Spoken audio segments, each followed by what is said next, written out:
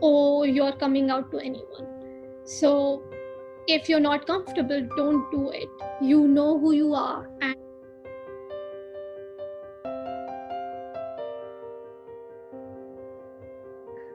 welcome, guys, to another podcast. I have Mihika over here today with me. So she lives in USA, like she's situated in USA, but recently she's back to India, luckily. And she lives in Atlanta over there.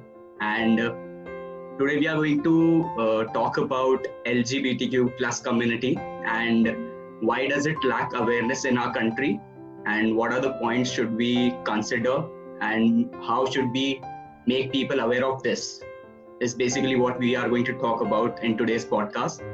So I hope that this adds some value to your life and gives you a better insight on the current scenario in India. So let's start. Mihika, over to you.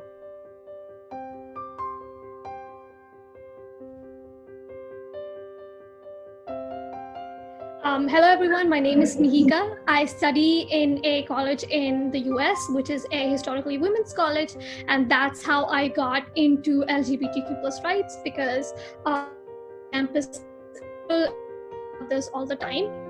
So when Jainish approached me about this, I was like, more talk about it, because there's such a contrast in situation in like the US and in India. I'm not saying like the US is progress. They're doing a good job, but there are things that we can learn from them, because we do have to catch up in a way, because we're not there yet. But we definitely had a win with the taking away of Section 377. It's decriminalized. It's not legal yet. So there are a lot of things to talk about. There's also this stigma in our community, about like LGBTQ plus folks, but there are like some truths about it, and I'm like here to answer some questions about like how we can not only destigmatize the community, but there are some things about our very own culture that is actually with the LGBTQ plus community. Like there are things that we got from the Western countries that might actually hold us back. So Yeah. So Mihika, I know that you have many friends belonging to this community, right? So I would like you to share an experience that one of your friends has been through, while he or she was trying to realize his sexual orientation, and how hard it was to come up with that. Can you please share that experience with the audience? Sure. So I have a friend back in my college, and this is in the US, which we consider sort of like more progressive. And even there, what happened is they were telling me they came out to like their very close group of friends. And so when that happened, everyone was like taken aback, because it was a very orthodox community, you could say, in a way. And so people just straight up stopped talking to him, which they were like, okay, that's fine. I guess it'll take them some time to come around, because they understood that coming out was a huge deal and that we readily accepted. But then things escalated very quickly, where one of his friends was extremely abusive towards him, to a point that he got punched and beaten up so bad that he had to be taken to the hospital. All of this over the fact that he came out as a gay man. And so like that was one incident that he was like the closest friends. Like they were some of the closest people, and that, telling his parents, he thought he would come out to his friends, because he thought they would understand him. But instead he got beaten up, simply for the he had a different sexual orientation than the others. And so that's like one incident of like violence that you can. Other incidents, my college is basically a safe hub for a lot of queer folks, and that's because a lot of them to their families and they got disowned, so they don't have a home to go back to. which is why their college is a safe space for them. Mm-hmm. Like it's very important when they're in college that they study, because that's their only home. They're like, we are the only family that they've got, because their parents have disowned them simply because they are a part of the community. And you see that a lot all over the US. There are a lot of like houses to help these like displaced queer folks to, because they might not have a home anymore if they come out to their parents. And that's such a big deal. And I think when we look at that and then we focus on the Indian community, I think that's kind of like, it's so scary that you might be disowned. And like family is such a huge part of our culture. Like it's very important. You are always to your family. Even after you get married, you still live with your family a lot of times. So it's such a big deal. And so to think that your parents might disown you just because you came out to them is like such a scary thought, that a lot of people folks like don't ever find the guts to like come out, because they might face the same thing that queer folks everywhere around the world face. And one of the things is that in India, we don't have as many resources as people in the US do.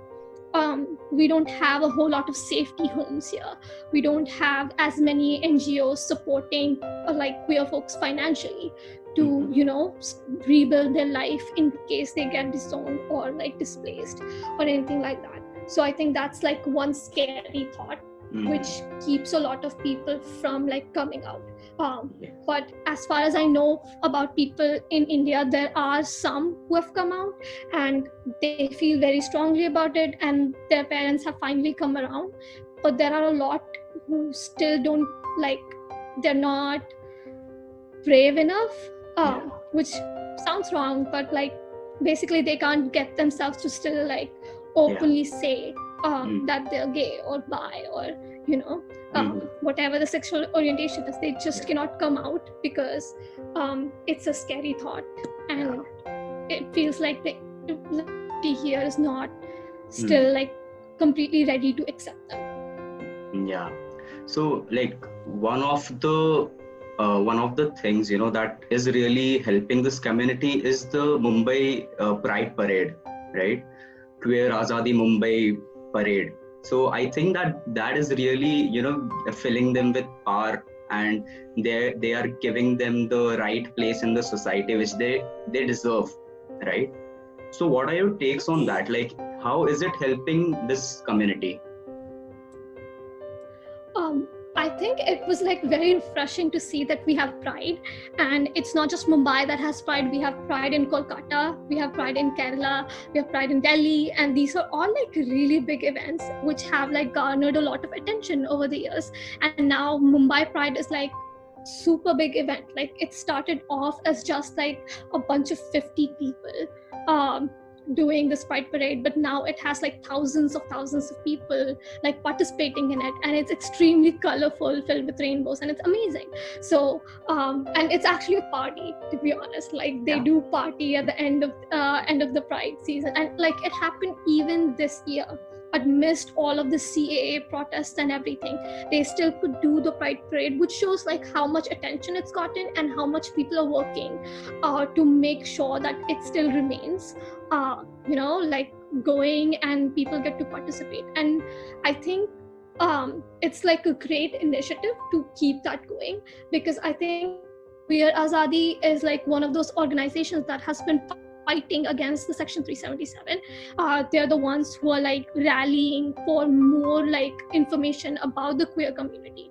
So they've done a lot of great work, and the fact that this is sort of their brainchild in a way, that they've started the queer parade, is like a huge thing. And so they like, it's garnered so much attention from everyone that, you know, like they say, all sort of publicity is good publicity, no matter what. Even when people are against it, the thing is, it's so colorful and it's everywhere that you cannot miss it. And if you cannot miss it, you are aware of it. And I think that's very important. Bringing awareness to this is extremely important, and I think that's what they're doing. And you can see like a lot of allies also in there. So it's not just like queer folks coming out, but it's also allies, which I think is a really important part. Like educating everyone around you to be an ally for this cause is like a huge deal. And Pride Parade has gotten like to do that, and it's actually pretty amazing. So I hope that they continue to do it. Yeah, yes, definitely. I hope that this, spreads a lot of awareness among the Indian, like in the Indian society, right? So talking about that, in Indian society, we have a lot of taboos against transsexual people, right? And it is really difficult for them to thrive in such environment where the taboos are so much against you that you can't even survive through that. And it suppresses you a lot, right? So what are your point of views on that? So the things that I have understood over the years is that it's not just the Indian community that's against transsexuals. It's literally within the LGBTQ plus community. The trans community is the one that faces a lot of backlash over everything. So the fact that India has now started to include trans as the third gender is actually a huge win. However, there are so many other things that we need to look at, because the brutality against queer folks is real, but against trans folks is like an even bigger issue, because within the queer community, it's the trans folks that I think are stigmatized the most. Yeah. So, and it's kind of like funny to think about in a way, because in Indian community, we actually think that, having trans folks at some of your like festivals or like big events is a huge blessing. So whenever a child is born, you want to be blessed by a trans person, things like that. And so the fact that you simultaneously hold them at a higher standard, but then also stigmatize them is just something that I don't understand. But it comes from a fact that it's been like a colonial thing that has been imposed on us. And so the hatred against the queer community started off as a colonial thing, because before, when we had kings and queens, India was a very open liberal society, and we accepted queer folks like very normally. We have queer folks, queer people in Mahabharata and whatnot. So like even in our scriptures, we have a representation of queer people. But then when the British came, they imposed their colonial rules on us, and that's how we started with the Section 377 in the first place. So since the British came over and everything, I think the stigma against trans people has increased. And it's gotten to a point where we don't know how to separate that from our culture, because we think that it's a part of our culture to stigmatize them, to think that they're just gross people, that they're not like people. Basically, you dehumanize them in a way. But that's not our culture, because our culture is the one that kind of worships them. So I wouldn't say it's right to worship a human, because they're not God. But at the same time, it's also not right to dehumanize someone just based on their sexuality or their gender. So I think there is a lot of awareness that needs to go into understanding who trans people are, why they feel that.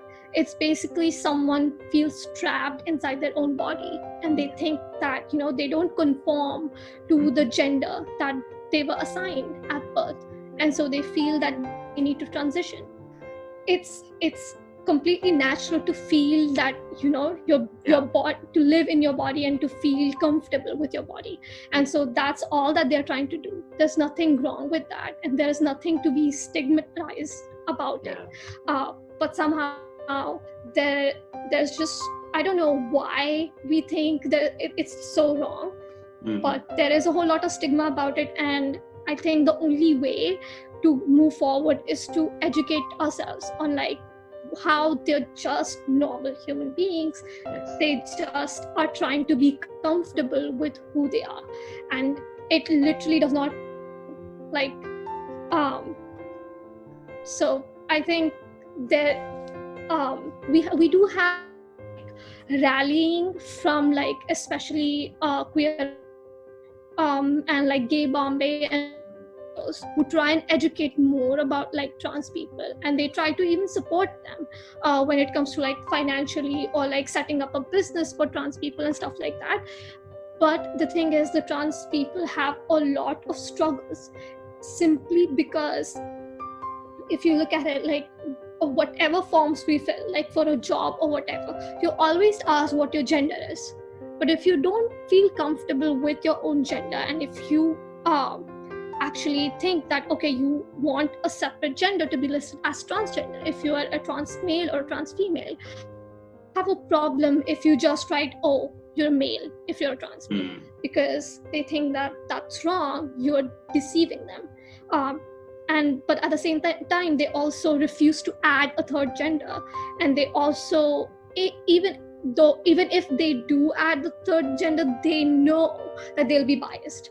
They know that they're not going to accept someone who's going to choose that as their gender. And so there's this whole like huge problem with like them getting a job because everyone's kind of against them. So like on normal forms, you don't have to list what your sexuality is. They don't ask you whether you're straight or gay or bi. Sure, that is a huge part of someone's identity, and it's important that they also get to live their life authentically.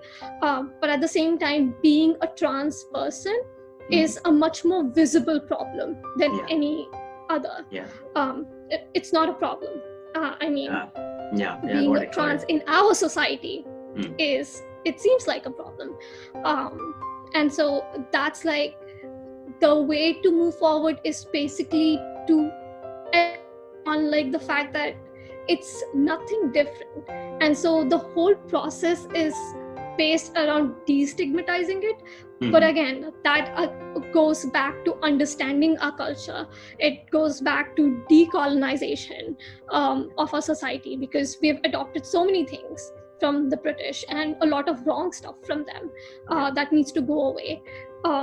There has to be a lot of rallying and a lot more NGOs that need to come up.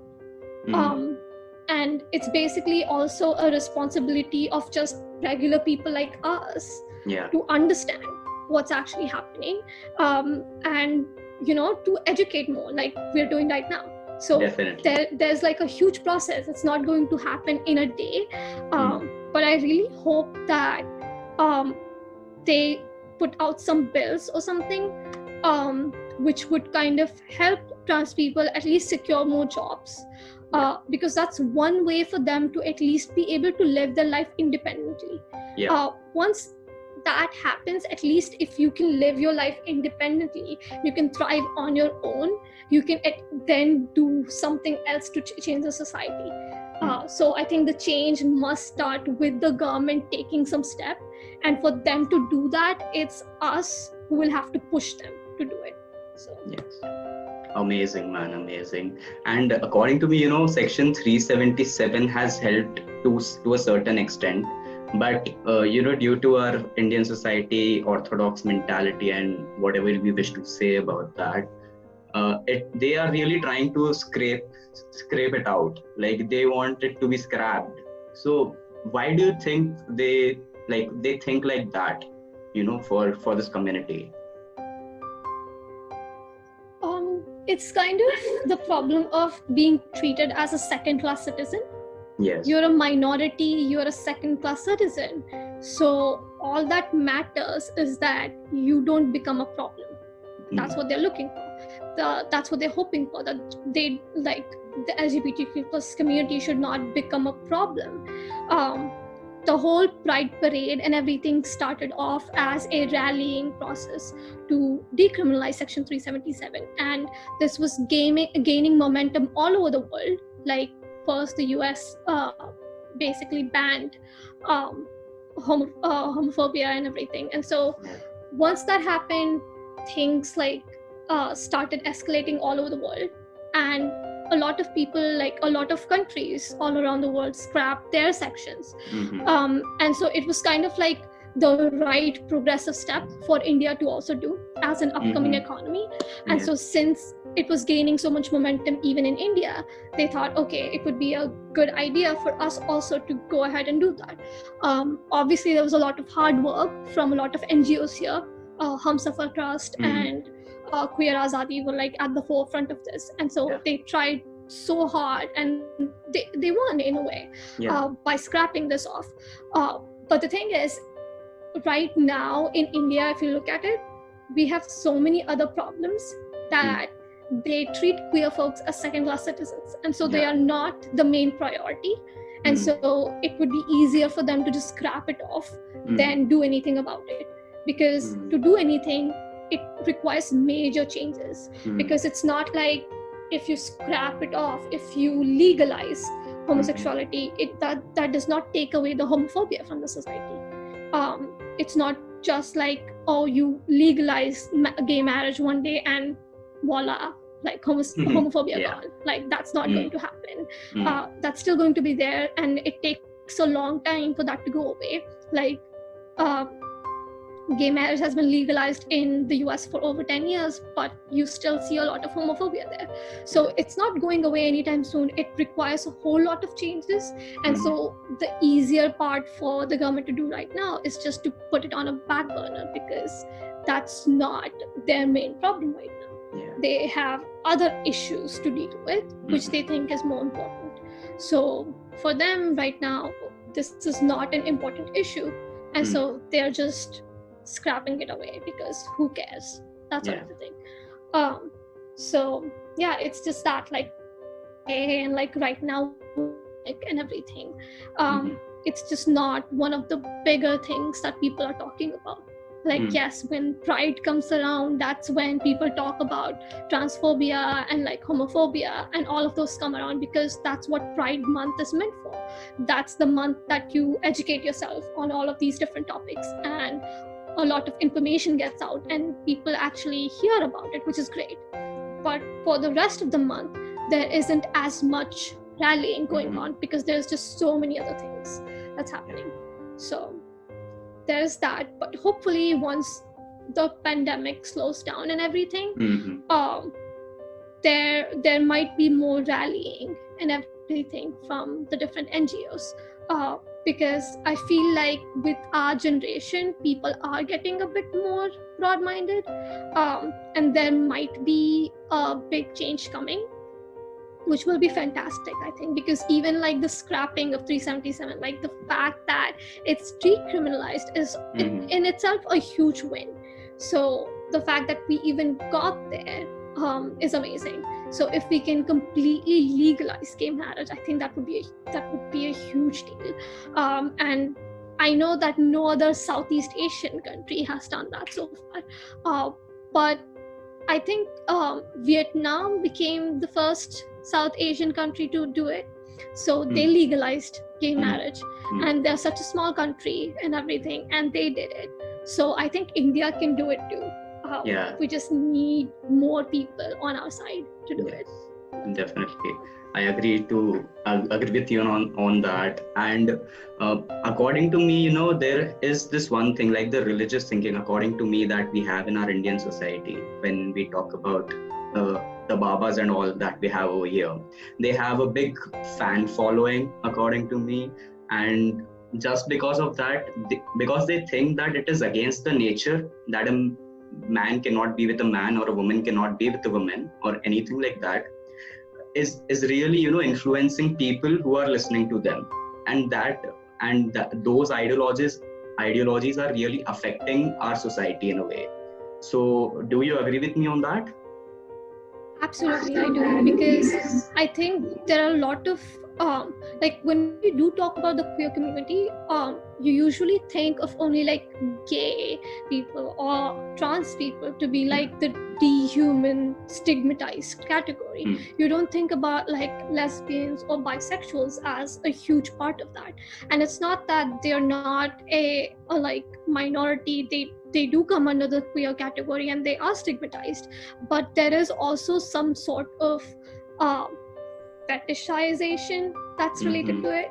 There's a lot of girl on girl, that's so cool sort of a thing, for some reason. And so there is a lot of fetishes related to being bi or related to being lesbian, and so they kind of are not taken seriously because you thought of as like just a phase. But when it comes to like being gay or being trans, it's seen as gross because that's not what you'd like to be involved in. And yet you see like there are so many things, like there are so many other fetishes or sexual fantasies that relate to the exact same thing. And it's just a part of like, they literally in court, there was a bill against like marital rape, and the entire argument against that was basically, well, what happens in someone's bedroom should be their own, like, matter. No one else should be able to interfere in that. Well, if that's true, then what happens in someone's bedroom, if it's that's not your priority, if you shouldn't interfere in that, then you should have no problem with any of the queer folks, because what happens in their bedroom is in their bedroom. They're not out there harassing you or anything. It's, in fact, they are the ones who are being harassed. So what happens in their bedroom is none of your business. That's exactly that. So why do you care? Why are you against it? Yeah. So it just doesn't make sense. Like, why are you so against someone trying to live their life? They're not imposing on you. They're not doing anything to you. They're just trying to be happy, like we all are. So it just does not make sense. And it's not in our culture to hate against someone or to be against so many things. And again, like, Indians are the ones who wrote the Kama Sutra, and we have so many things in there. There's nothing against queer folks. There's literally nothing against like like basically gay sex or like lesbian sex or any of that. There's nothing against that. We have a whole book that we revere in a way. So I don't understand how our culture is against, because I don't think our culture is against it. Yes. But it's just what our culture has become and what we think our culture is against, just because our society has become like a whole mix of Hinduism and the other religions that we have, as well as a lot of colonization and Western influence. And I think that's what causing us to basically think that this is not within our culture. Got it. And I would like to talk about a recent case with you, man. Like a Kerala student of 21 years old. She was pressured by the society and parents, and she committed suicide after that while she was in Goa. So, she was forced to go through conversion therapy. She was already on antidepressants and high dosage of conversion therapy for like whatever the medications were. So it, pressurized her a lot and, just pushed her off the edge to commit suicide. It's something that it's really sad to, think about. So what are your takes on that?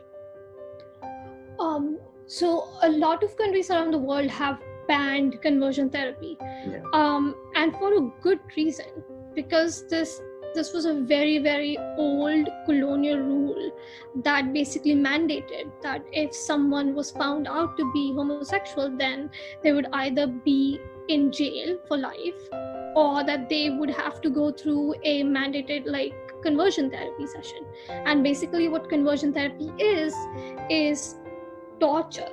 That's literally what it is, because what they do is they not only like physically abuse you, but also mentally abuse you, and you're put on a lot of medications and stuff to a point that your brain basically hates everything that it loves right now.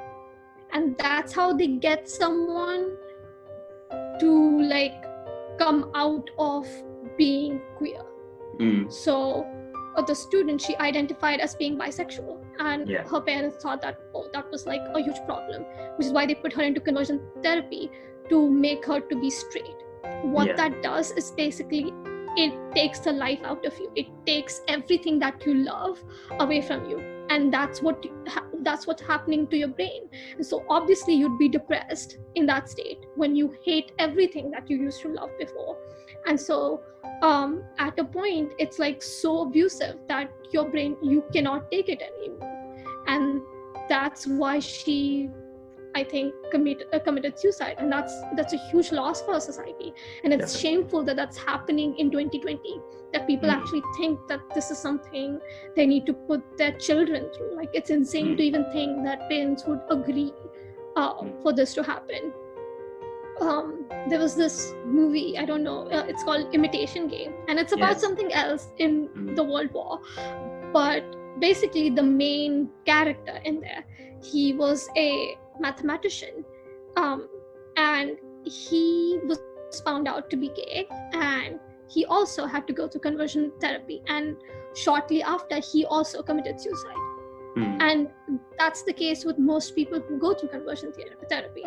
That's because your brain is just so tired and so abused that you just start hating yourself and your life and everything around you, because that's what they make you do. That's the conversion part of it. So it's horrific to even think that someone would make another human go through that.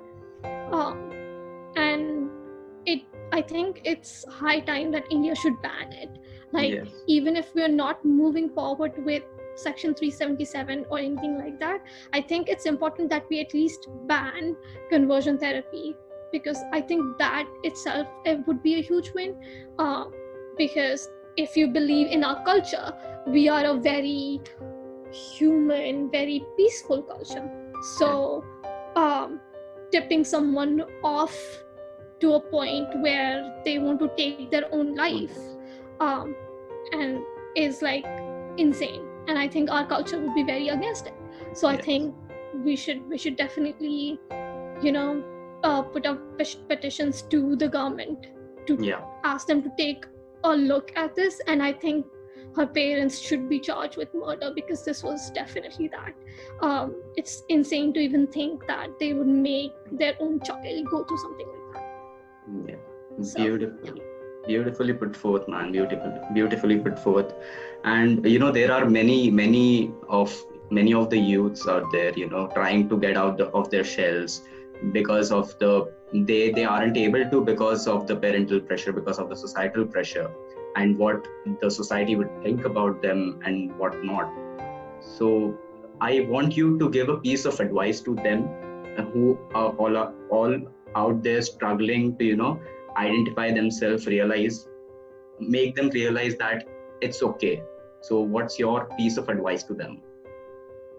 One of the things I like to say is that you don't owe your coming out to anyone. So if you're not comfortable, don't do it. You know who you are. And I think a lot of my friends and a lot of other people, there's been a study that says that when people come out, they tend to live their life more authentically, to who they are, and they become much happier. So that's an amazing thing, and obviously it's a huge privilege in a way in this society to be able to come out and live happily and everything. So yes, it would be amazing if all of you could come out to your family and find that strength within you to do that. But there is no rush, and there will be a time when you think you're independent enough to be able to live your life on your own terms. And I think when you think you're in a loving relationship with someone and you think that you're ready to come out to your family, you should do it, because I think that would be a huge pressure, a huge burden off of you, and you'll be able to live your life like who you are instead of trying to pretend to be somebody that you're not. But it's obviously a huge deal. It's not a small matter. In our society, even having a love marriage is a huge deal. Marrying someone of different religion or different caste is a huge deal. So yes, marrying someone of your same gender is a much bigger deal. It's not even legal yet. However, it is important to know that there are people out there who do support you. Find a friend who you know is an ally. Start conversations around this topic. See how they react to it. Don't come out to them immediately but see how they react to like a news about it. What are their thoughts? And when you think you're comfortable enough, when you are sure that they are an ally, then you can come out to them. It's obviously a very personal experience, and it can go in many different ways, but you have to take that leap of faith. And once you build that small community around you, who you think like of your friends or your loved ones, who you know like you're very comfortable being around, I think your confidence will build, and it will give you more confidence to come out to like others and everything. So it's small steps, and you can start like somewhere. You can start with just a small nudge, as like, oh, did you hear about that case? What do you think? And gauging someone's reaction to that, and maybe that will help you understand that you're not alone, and there are a lot of people out there. There are a lot of organizations who are out there trying to help people like you, and I am always open if you ever want to talk. My Instagram is at @notmihika. Or you can always email me at mrao@agnescott.edu. I'm always open to such conversations. I am an ally. So if you ever need someone to talk to, I'm here for you. Beautiful, Mihika, beautiful. I really hope that this reaches out to the maximum audience out there. And this was really insightful. And I hope that this, adds some value to the people who are watching this. And we really need to change this. Like we are talking about it. This needs a lot more. This would need a lot more addition of people to like being activists. We need more of activists, and so this is a long process, and we have to trust the process because we do not have any other option, I guess. But let's hope that this adds some value to the audience watching this, man. And it was really insightful, and I just hope that this changes at least one life out there, at least one. Thank you, Jainesh, for like making me a part of this. This was amazing, and keep doing your work. I hope it reaches out to a lot of people, and that they can find the strength to reach out, or like they'll just know that there's someone out there for them, and that we all support them. Yes, it was my pleasure. Thank you, Mihika, for being with us today. Thank you. Thank you.